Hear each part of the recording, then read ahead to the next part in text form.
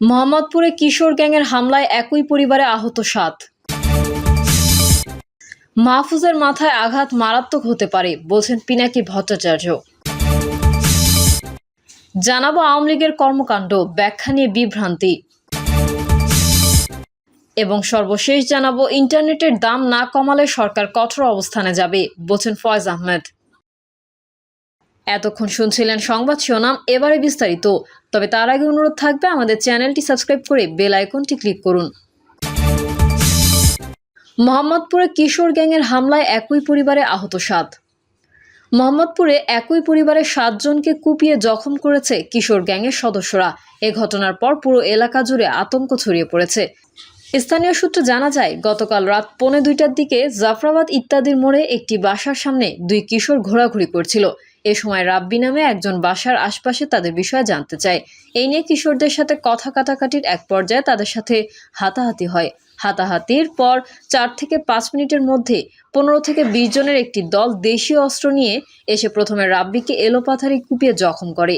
রাব্বিকে বাঁচাতে তার পরিবারের লোকজন এগিয়ে আসলে তাদের বাসায় ঢুকে একে একে 7 জনকে কুপিয়ে জখম করে পালিয়ে যায় কিশোর গ্যাং চক্রের সদস্যরা। এ ঘটনায় ভুক্তভোগী আফজাল হোসেন জানান, গতকাল রাতে আমরা বাড়ির সামনে বসে আছি, হঠাৎ দেখি 2 জন কম বয়সী ছেলে আমাদের বাড়ির আশেপাশে উকি দিচ্ছে। তখন আমি তাদের ডেকে জিজ্ঞেস করি, তোমরা কারা? এ সময় কিশোরগুলো এমনভাবে কথা বলতেছিল, মনে হলো তারা কোনো অপরাধ করতে এসেছে। তখন আমার সাথে দাঁড়িয়ে থাকা রাব্বি তাদের পরিচয় জিজ্ঞেস করায় তারা আরও উত্তেজিত হয়ে মারতে আসে। এমন পরিস্থিতি দেখে রাব্বি তাদের একজনকে একটু কড়া ভাষায় কথা বলায় তারা আরও রেগে গেলে তাদের সাথে হাতাহাতি হয়। এক পর্যায়ে তারা ফোন দিয়ে 4-5 মিনিটের মধ্যে দেশীয় ধারালো অস্ত্রসহ তাদের গ্রুপের 10 থেকে 15 জন এসে এলোপাথারি কোপাতে শুরু করে। এতে আমার হাতের রক কেটে যায় এবং আমার পরিবারের 7 জন সদস্য গুরুতর আহত হয়। পরে আহত অবস্থায় সবাইকে উদ্ধার করে সোহরাওয়ার্দী হাসপাতাল ও পঙ্গু হাসপাতালে নিয়ে যায়। এদের মধ্যে আমার বড় ভাই স্বপনের অবস্থা আশঙ্কাজনক। মাহফুজের মাথায় আঘাত মারাত্মক হতে পারে বলছেন পিনাকি ভট্টাচার্য। মাহফুজের মাথায় আঘাত মারাত্মক হতে পারে বলে সম্ভাবনার কথা জানিয়েছেন জনপ্রিয় ব্লগার, রাজনীতি বিশ্লেষক এবং অ্যাক্টিভিস্ট পিনাকি ভট্টাচার্য। পোস্টে তিনি বলেন, মাহফুজের মাথার আঘাত মারাত্মক হতে পারে। মাথার খুলি খুব শক্ত, কিন্তু আঘাত লেগেছে খুব সেন্সিটিভ জায়গায়। সজোরে এমন জায়গায় আঘাত লেগেছে যে জায়গাটা খুব দুর্বল। এই আঘাত প্রাণঘাতী হতে পারে। যে কোনো ডাক্তার এই আঘাতের প্রকৃতি দেখে এটাই বলবেন। তিনি আরও বলেন, এই আঘাতে তাৎক্ষণিক ইন্টারক্রনিয়াল হেমারেজ হতে পারে। পরবর্তী 72 ঘন্টা খুব ঝুঁকিপূর্ণ। এমনকি 2 থেকে 3 সপ্তাহ পরও রক্তপাতের এই ঝুঁকি থাকে। আমি মাহফুজকে অন্তত সপ্তাহ 3 হাসপাতালে থাকার সাজেশন দেব। নিউরোলজি ইনস্টিটিউট সবচেয়ে ভালো। যারা এই কাজটা করেছে খুবই খারাপ করেছে, আবারও নিন্দা জানাই। আওয়ামী লীগের কর্মকাণ্ড, ব্যাখ্যা নিয়ে বিভ্রান্তি। বিচার হওয়ার আগ পর্যন্ত আওয়ামী লীগের সমস্ত কার্যক্রম নিষিদ্ধ করে গ্যাজেট প্রকাশ করেছে বাংলাদেশের অন্তর্বর্তী সরকার। কিন্তু এর আওতায় কি কি থাকবে তা নিয়ে রয়েছে বিস্তর বিভ্রান্তি।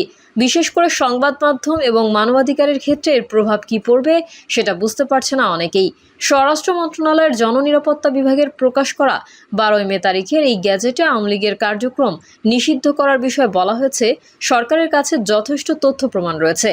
বাংলাদেশ আওয়ামী লীগ এবং এর সকল অঙ্গ সংগঠন, সহযোগী সংগঠন ও ভ্রাতৃপ্রতিম সংগঠন রাষ্ট্রকে অস্থিতিশীল ও অকার্যকর করার লক্ষ্যে বিভিন্ন অপরাধমূলক কর্মকাণ্ডে জড়িত থাকা সহ জনমনে ভীতি সঞ্চারের উদ্দেশ্যে সন্ত্রাসী সংগঠনের ন্যায় বিভিন্ন বেআইনি কার্যকলাপ ও ষড়যন্ত্রে লিপ্ত রয়েছে। গেজেটে আরও বলা হয়েছে, আন্তর্জাতিক অপরাধ ট্রাইব্যুনালে বিচার কার্য সম্পন্ন না হওয়া পর্যন্ত বাংলাদেশ আওয়ামী লীগ এবং এর সকল অঙ্গ সংগঠন, সহযোগী সংগঠন ও ভ্রাতৃপ্রতিম সংগঠন কর্তৃক যে কোনো ধরনের প্রকাশনা, গণমাধ্যম, অনলাইন ও সামাজিক যোগাযোগ মাধ্যমে যে কোনো ধরনের প্রচারণা, মিছিল, সভা সমাবেশ, সম্মেলন আয়োজন সহ যাবতীয় কর্মকাণ্ড নিষিদ্ধ ঘোষণা করা হলো। কিন্তু সংবাদ প্রচারের ক্ষেত্রে এই গ্যাজেটের বক্তব্য কিভাবে অনুদিত হবে তা নিয়ে খোদ সাংবাদিকদের অনেকের মধ্যেই রয়েছে বিভ্রান্তি। এই নিয়ে বাংলাদেশের একাধিক গণমাধ্যমের শীর্ষস্থানীয় সাংবাদিকদের সঙ্গে যোগাযোগ করেছে ডয়েচে ভেলে। নাম প্রকাশ না করার শর্তে তারা জানিয়েছেন, এই নিয়ে স্পষ্টতা না থাকায় আওয়ামী লীগের কোনো সংবাদ প্রকাশ বা দলটির কোনো নেতাকর্মীর মন্তব্য প্রকাশ করা না করার ব্যাপারে অনানুষ্ঠানিক সিদ্ধান্ত নেওয়া হয়েছে। অবশ্য অনেক সাংবাদিকই জানিয়েছেন, আওয়ামী লীগের কার্যক্রম নিষিদ্ধ হওয়ার আগে থেকেই তারা দলটির নেতাদের আত্মগোপনে থাকা বা নিজস্ব প্রাতিষ্ঠানিক সিদ্ধান্তের কারণে দলটির কোনো বক্তব্য প্রকাশ করা থেকে বিরত আছে। কয়েকটি জেলায় ঝটিকা মিছিল ছাড়া তেমন কোনো উল্লেখযোগ্য জমায়েত বা অন্য কোনো কর্মসূচি দিতে পারেনি দলটি। গত বছরের আগস্টে অভ্যুত্থানে ক্ষমতাচ্যুত হওয়া দলটি এখন কেবল সামাজিক যোগাযোগ মাধ্যমে সক্রিয়। ফলে এমন এক সময়ে কার্যক্রম এবং গণমাধ্যম প্রচারণা নিষিদ্ধ বলতে আসলে গ্যাজেটে কি বোঝানো হয়েছে এই নিয়ে কিছুটা বিভ্রান্তি দেখা দিয়েছে।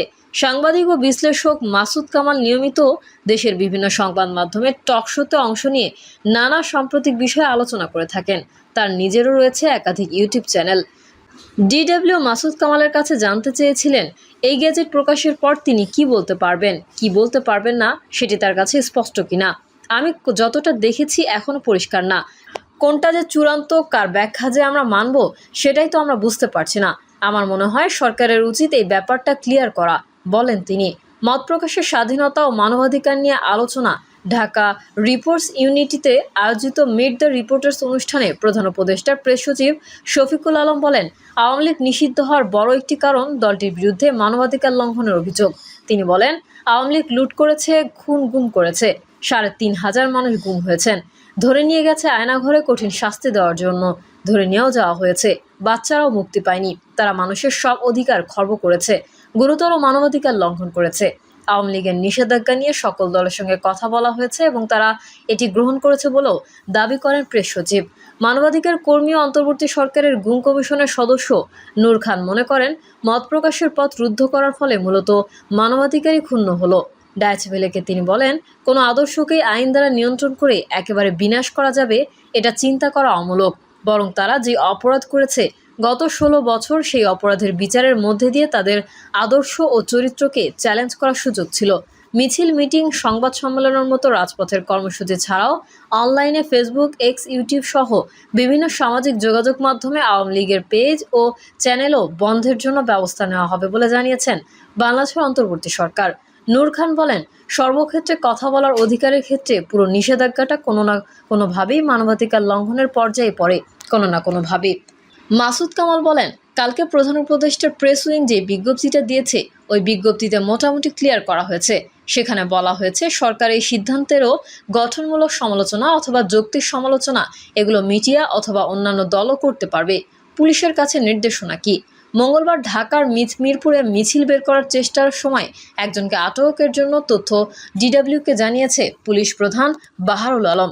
তবে ফেব্রুয়ারি মাস থেকেই আইন শৃঙ্খলা পরিস্থিতির উন্নতির স্বার্থে দেশব্যাপী যৌথ বাহিনীর তত্ত্বাবধানে অভিযান শুরু করেছিল নিরাপত্তা বাহিনী।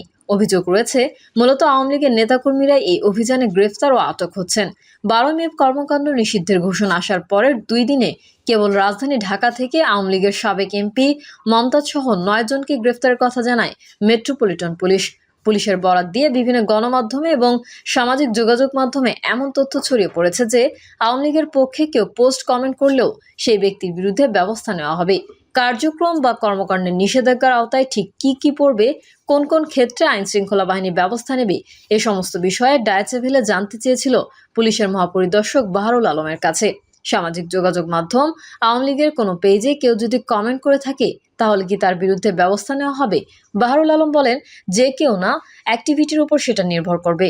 যেমন ওনারা অমুক দিবস পালন করলো কিংবা অমুক দিবস উপলক্ষে বক্তব্য দিল অথবা যে কোনো রাষ্ট্রীয় কর্মকাণ্ডের ওপর বক্তব্য দিল, এটা তো দলের কার্যক্রমই বোঝায়।